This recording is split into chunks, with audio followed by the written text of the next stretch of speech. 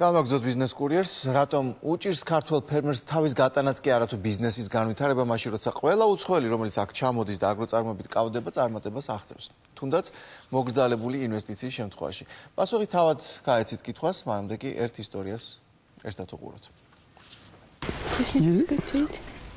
Try.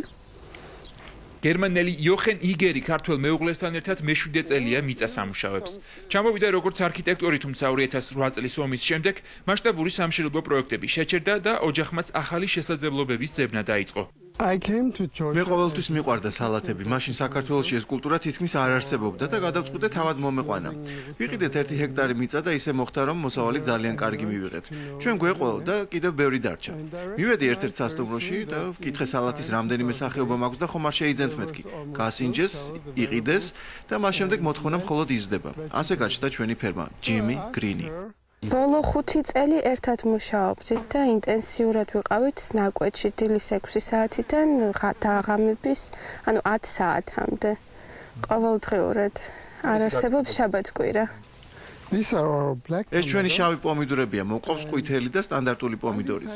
მინდოდა რამე განსხვავებული შემეთავაზებინა ბაზრისთვის. ასეთი ბოსტნეულის თესლი უცხოეთიდან უნდა შემოვიტანო. ეს საქართველოსთვის ახალი ჯიშებია და უნდა დავაკვირდეთ წლის რომელ პერიოდში და რა პირობებში მივიღებთ საუკეთესო პროდუქტს. აქაურებიც უცხო ბოსტნეულს იშვიათად ყიდულობენ. ამ მიზეზების გამო კი საბოლოო პროდუქტი ცოტა ძვირი გამოდის. მცირე ოდენობით მოყავს, რომლის გაყიდვას და დანახარჯების ამოღებას გარანტირებულად შევძლებთ. საოჯახო ბიზნესი ქართულ ბაზარზე კიდევ ერთი ახალი ხილის ბიოწარმოების დანერგვასაც ცდილობს.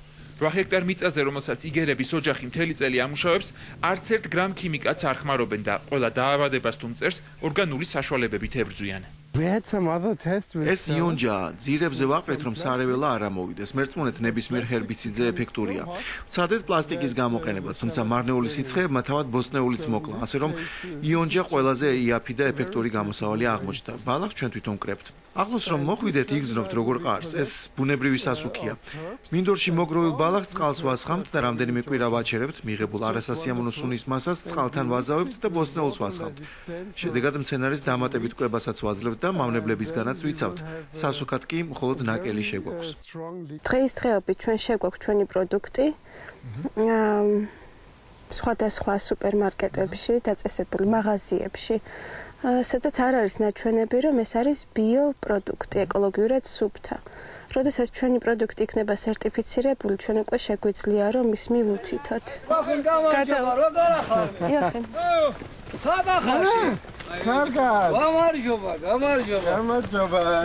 ოჯახი მიწას ქართველი, აზერბაიჯანელი და მარნეულში გადმოსახლებული ინდოელების დახმარებით ამუშავებს. ინდოელებთან ქართულ ინგლისურად საუბრობ, ქართველებთან ქართულად, აზერბაიჯანელებსაც ვაგებინებ და მესმის, თუმცა ქართული უკეთ უნდა ვისწავლო. თუმცა კომუნიკაციის პრობლემა მაინც არის. ბანკებს ვერც ერთ ენაზე არ წმუნებენ საკუთარი გათვლების ისტორიაში. იმის მიუხედავად, რომ უკვე წლებია ფერმა წამყვან სასტუმროებს და ჰიპერმარკეტებს ამარაგებს. დოკუმენტურად ისეთი დიდი ბრუნვა რო არ იყო, ეს წლები და უფრო ექსპერიმენტების სახე რო ქონდა, ამიტომ მაინც სტარტაპში გავდივართ. ბანკებმა არ იციან მიწის ღირებულება, სოფლის მეურნეობის სპეციფიკა, მათთვის უფრო ადვილია მაგალითად უძრავ ქონებაში დაბანდება და ასეც იქცევიან. ეს მიდგომა უნდა შეიცვალოს. ქართველი ფერმერი ხომ ქვეყანას აჭმევს. არ ვიცი, ჩვენ მაგალითად კიდევ რამდენიმე სათვური გვჭირდება, ირიგაცია მაქვს, მოსაწყობი, ჩვენი შემოსავლებით კი ყველაფერს ვერ ავოდივართ. ეს ჩვენს მიერ მოწეული ცუკინია. აქ ძალიან გემრიელი ბოსტნეული მოდის. ხშირად მსმენია, რომ ევროპულ ბოსტნეულს არაფრის გემო აქვს. ამის მიზეზი კი ქიმიკატებია. ყველა პომიდორი თუ კიტრი ერთნაირია, იდეალურად გამოიყურება და არაფრის გემო არ აქვს. მალე აქაც ასე იქნება, თუ კი ეკოლოგიურად სუფთა წარმოებაზე არ გადავედით. ეს მანქანა გერმანიიდან თავად ჩამოვიყვანე, მაცივრიანია. თუ სერიოზულ მყიდველებთან გინდა იმუშაო, აუცილებელია პროდუქცია თბილისამდე ახალივით ჩავიდეს. ასე ჩემი ინვესტიციებიც საიმედოდ არის დაცული ზაფხულის სიცხისგან. ეს კი ჩვენი ლაბორატორია, ვაანალიზებ და ვაკვირდებით, რამდენად შევძლებთ ჩვენ თვითონ ვაწარმოოთ თესლი. ისე გერმანიიდან მომგვაქვს და საკმაოდ ძვირია. ეს კრუასონია სალათისებრთა ოჯახიდან. 2 დღეში დამკვეთთან წავა. ესეც მწვანე ბაზილიკა. გრძელი და დამღლელი დღის ბოლოს იოხენი თოხიდან იმეილზე და მობილურზე ერთვება. ახალ შეკვეთებს ინტერნეტით იღებს და უკვე მომდევნო დღეების გეგმებსაც აწყობს. Hello. აქვე დავწერენ, რომ კომპანიაში ჯიმი გრინი ფერმერებისა და გლეხებისთვის ბიოწარმოების შემსწავლელი კურსების ორგანიზებასაც გეგმავენ. რამაც სოფლად ყველაზე დიდი პრობლემის ცოდნის ამაღლებას უნდა შეუწყოს ხელი. როგორც ჩანს, ბანკებიც ხვდებიან და თვლიან, რომ დროა აგრობიზნესაც მიხედონ და იქ ცოდნის დონესაც თუ კი ფერმერი TBC ბანკის კლიენტია და აგრო პრაქტიკის უცხოეთში გავლა უნდა, შეუძლია ბანკს მიმართოს, რომელიც 10 საუკეთესოს ჰოლანდიის მთავრობასთან ერთად დააფინანსებს. ჩვენთან აქ აგრო ბიზნესში სერიოზული პრობლემები არის მოსავლის ხარისხიანობის ამაღლებაში. ჩვენ ვერ ვიღებთ ისეთი ხარისხის მოსავალს, რომელიც სწრაფად და ადვილად რეალიზებადი იქნება. ამიტომაც ჩვენ გვჭირდებოდა ფაქტობრივად კონსულტაცია ხარისხის ამაღლების დარგში და სწორედ ამიტომ მისტერ პაული, რომელიც იყო სერიოზული კონსულტანტი, სერიოზული ვაშლის სპეციალისტი, ასე ვთქვათ, ჩამოვიდა ჩვენთან სწორედ ასეთი გამოცდილების გასაზიარებლად. პირველ რიგში მან ერთი რამე გვასწავლა, რომ ვაშლის ბაღში უნდა იყო დილინა საღამომდე, ვაშლის ბაღიდან რა უნდა გამოხვიდე. სპეციალისტი, რომელიც კომპანიის წარმომადგენლებს 10 დღის განმავლობაში კონსულტაციებს უწევდა, ჰოლანდიის მთავრობამ პამის, ანუ მცირე ბიზნესის მხარდაჭერის პროგრამის ფარგლებში ჩამოიყვანა. მისი ჩამოსვლა დაემთხვა ქეცის გავრცელებას, მისი დახმარებით შევცვალეთ შხამქიმიკატი, გადავედით სხვა ფირმის, კერძოდ ბაიერი არის ესეთი კორპორაცია, რომელიც აწარმოებს შხამქიმიკატებს და სოფლის მეურნეობის პესტიციდებს. გადავედით ამ ფირმის შხამქიმიკატების მოხმარებაზე და ფაქტობრივად შედეგიც მოგვცა. მაშინ რა თქმა უნდა არ მოუწია, მაგრამ მის წასვლიდან უკვე გავიდა თითქმის თვენახევარი და ფაქტობრივად მადლობის წელებს უგზავნი უკვე და მადლობას უხდი, რომ ასეთი დახმარება გაგვიწია. პროგრამა ქართველი მეწარმეებისათვის ჰოლანდიაში სტაჟირების გავლასაც ითვალისწინებს. ორკვირიანი კურსის ღირებულება 700 ევროა. ჰოლანდიის მთავრობის დაფინანსებით მცირე ბიზნესის დახმარების პროგრამა საქართველოში უკვე 20 წელია მიმდინარეობს და უკვე 367 პროექტი განხორციელდა. პროგრამის იდეაა, რომ ჰოლანდიელმა სპეციალისტებმა პროფესიული გამოცდილება გაუზიარონ განვითარებადი ქვეყნების კომპანიებს. თუ ამ პროგრამით მეწარმე ჰოლანდიელ ექსპერტს მოიწვევს, ერთადერთი ხარჯი, რაც მან უნდა გაიღოს, ეს ბინა და კვება იქნება. დანარჩენს, როგორც არის სპეციალისტის ანაზღაურება, ასევე სამგზავრო ხარჯი ნიდერლანდების მთავრობა ანაზღაურებს.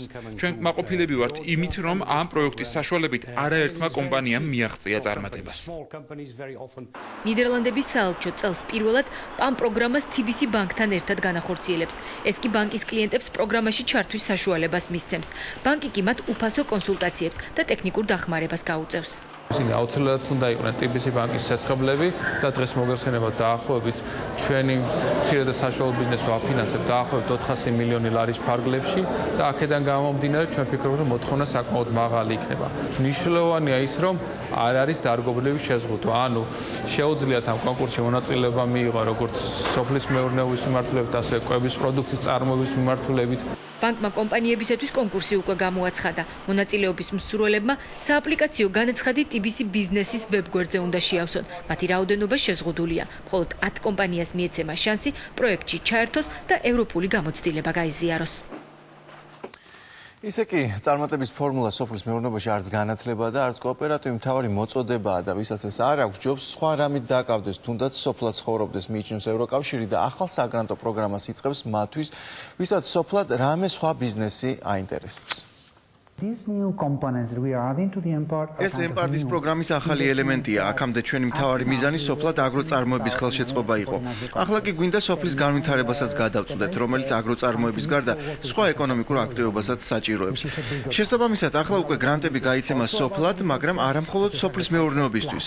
შედეგად კი სოფლად მცხოვრები ადამიანი შეძლებს ჩაება სხვა ბიზნესშიც, მაგალითად აგროტურიზმში ან სხვა პროექტში, რაც სოფლს წაადგება.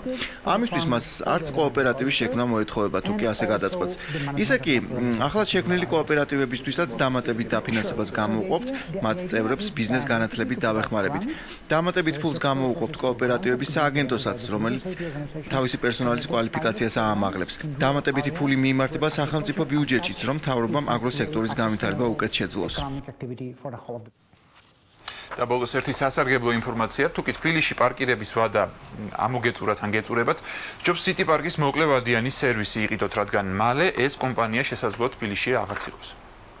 ქალაქები, რომელთაც აქვთ ვალდებულება, რომ შეიძინონ პარკერების, ასე ვთქვათ, ნებართვა, რა თქმა უნდა, მათ უმჯობესია, რომ შეიძინონ, ეს არ იქნება, ასე ვთქვათ, სწრაფად გადაწყვეტადი საკითხი, განხილვას და შესაბამის, ასე ვთქვათ, პროცედურებს, რა თქმა უნდა, გარკვეული დრო დაჭირდება და ამ პერიოდის განმავლობაში რომ არ დაჯარიმდნენ, რა თქმა უნდა, უმჯობესია, რომ მათ შეიძინონ შესაბამისი უფლება.